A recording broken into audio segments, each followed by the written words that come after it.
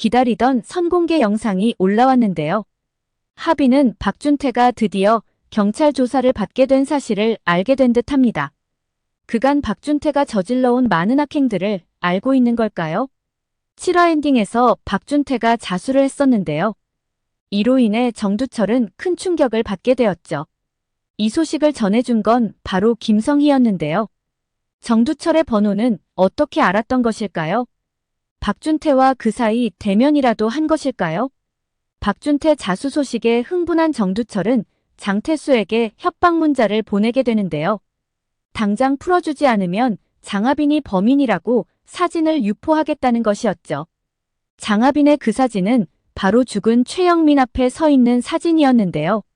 누가 봐도 장하빈이 범인이라고 볼 수밖에 없는 사진입니다. 장태수는 자신이 협박받았음을 하빈한테 얘기하죠. 그리고 헬멧맨의 정체에 대해서 물어보는데요. 하지만 쉽게 자신의 정보를 줄 리 없는 하빈입니다. 장태수는 급박한 상황에서도 모든 사실을 털어놓지 않는 하빈이에게 심한 답답함을 느끼는데요. 이를 눈치챈 하빈은 자신에게 수사 상황을 공유해 줄 것을 제안하죠. 그러면 자신이 알고 있는 모든 사실과 헬멧맨에 대해 정보를 공유해 주겠다고 제안합니다. 과연 장태수는 어떤 선택을 하게 될까요? 그가 가장 우려하는 것은 바로 경찰이 헬멧맨을 먼저 잡는 것이죠. 그리고 핸드폰 안에 들어있는 하빈 사진을 발견하게 될 텐데요. 그렇게 된다면 장하빈은 긴급하게 체포될 확률이 높고 자신 또한 이 수사에서 배제될 수밖에 없는 상황입니다. 현재 장태수에게 있어 가장 절실한 것은 진범을 잡는 일인데요. 그렇다면 장하빈과 정보를 공유할 수밖에 없습니다. 하빈은 정두철의 정체에 대해서 알게 되었는데요. 자신이 송민아의 아버지라고 했으나 이를 믿지 않는 장하빈이었죠. 이것도 장태수를 닮은 걸까요?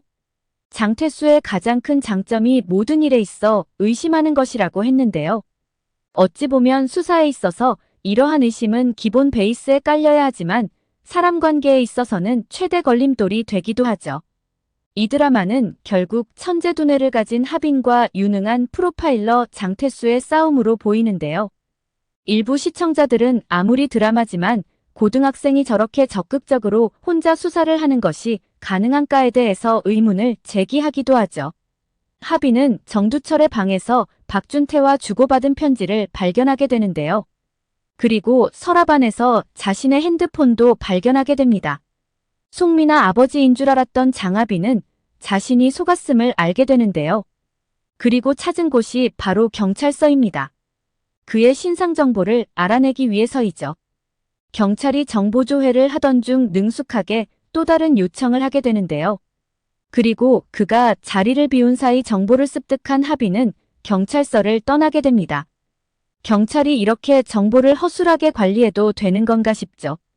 또 다른 선공개에서는 하빈과 이경장이 만나는 장면이 나오는데요.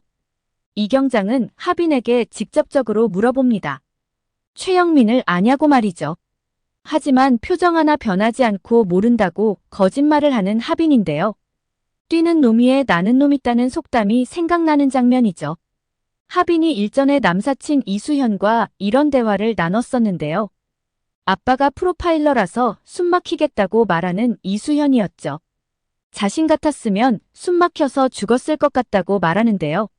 하지만 이에 하빈은 의외의 답변을 하게 됩니다. 바로 거짓말을 잘하게 된다는 말이었죠. 그런데 이어지는 아주 오래전부터 하빈을 의심해온 것으로 보이는데요. 하빈이 장태수의 사무실에 갔던 날 이어진을 만났었죠. 하빈이 그곳에서 자신의 키링 섬유일부를 발견한 날이기도 합니다. 그때 이어지는 너가 하빈이구나 라고 말하며 의미심장한 표정으로 그를 바라보는데요. 이때 장태수가 등장하며 세 사람 사이에는 묘한 긴장감이 감돌죠. 당시 이어진의 표정으로 보아 단순 상사의 자녀를 바라보는 눈빛이 아니었는데요.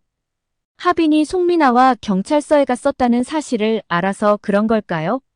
이경장은 현재 하빈을 유력한 범인 중 한 명으로 생각하고 있는데요. 아마 이때부터 누적되어 온 의심이 점점 더 확신으로 변한 것이 아닌가 생각됩니다. 그런데 여기서 한 가지 의문이 들죠. 장하빈은 처음에는 정두철이 송민아 아버지라고 생각했었는데요. 자식의 억울한 죽음을 밝히려는 아버지라고 생각했죠. 하빈 또한 송민아와 잘하는 사이가 아니었기에 약간의 의심은 있었지만 그냥 믿을 수밖에 없었는데요. 그렇다면 김성희는 어떨까요? 송민아는 다른 가출 패마이들과 다르게 그곳에서 오랜 시간 지낸 것으로 나오는데요.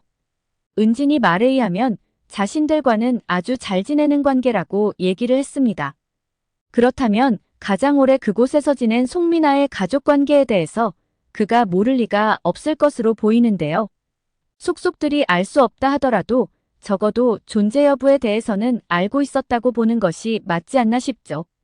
하지만 장하빈이 쉼터에 확인했을 때는 송민아 부모는 모두 돌아가셨다는 답변을 받았는데요.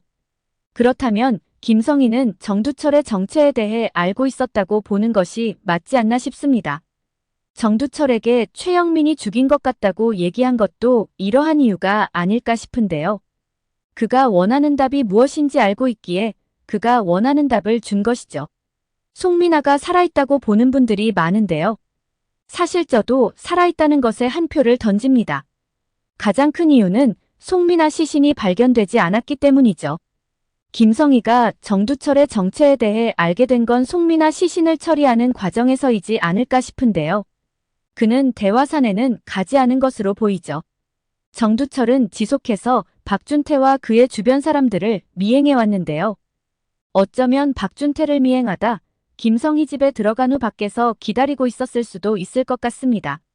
그러다 박준태가 송민아 시신을 데리고 나오는 것을 발견하고 깜짝 놀랐을 것 같은데요. 불안에 떠는 박준태를 대신해 이후부터 자신이 주도한 것이 아닐까 싶죠. 김성희의 주특기가 바로 2층에서 창밖을 내려다보는 것인데요. 엄마를 닮아서인가 도윤이도 비슷한 행동을 하죠. 2층에서 지켜보던 김성희 눈에 정두철 모습이 들어온 것이 아닐까 싶습니다. 그가 정확히 누구인지 알 수 없으나 박준태와 아주 친밀한 관계로 보였던 것이죠. 두 사람은 김성희가 자신들의 관계를 모를 거라 생각했지만 이미 그는 모든 사실을 알고 있었던 것이 아닐까 싶습니다. 그런데 또 한 가지 의문은 장하빈은 대화산에서 두 사람의 얼굴을 보지 못한 것일까요? 그가 정두철에 쫓겼다는 건 자신의 모습을 정두철에게 들켰다는 것인데요. 그것도 일반적인 모습이 아니라 보지 말아야 할 것을 봤을 때 그런 일이 벌어지죠. 아니면 얼굴 정면은 보지 못하고 뒷모습만 본 것일까요? 어쩌면 대화산에는 정두철 혼자 간 것이 아닐까 하는 생각이 드는데요. 첫 수사에서 장태수는 서로 다른 기질을 가진 두 사람이 사건 현장에 있었을 것이라고 얘기했죠. 그가 아마도 장하빈과 정두철로 보입니다. 아마 정두철은 위태로워 보이는 박준태를 집으로 돌려보냈을 것으로 보이는데요. 자신은 감옥에도 다녀왔지만 박준태는 이런 상황과 어울리지 않는다고 생각한 것이죠. 정두철은 송민아가 죽었을 거라 생각을 했을 텐데요. 어쩌면 송민아는 그때까지 죽지 않았을 확률도 있어 보입니다. 로미오와 줄리엣처럼 단순히 수면제를 먹고 길게 잠이 들어 있었을 확률도 높아 보이죠. 사건 현장에 있었던 피로 인해 사람들은 그가 죽었다고 생각하는데요.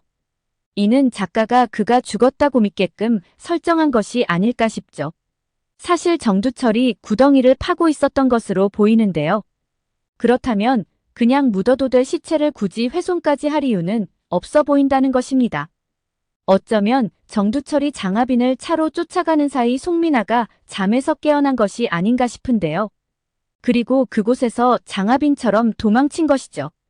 자신을 또다시 죽일 수 있다는 생각에 어딘가에 잠적해 숨어 있는 것이 아닌가 싶은데요. 왠지 최종화에서 송민아가 재등장하며 당시 사건 진실에 대해 모두 다 밝히지 않을까 싶습니다. 물론 그가 죽었을 확률 또한 배제할 수는 없습니다.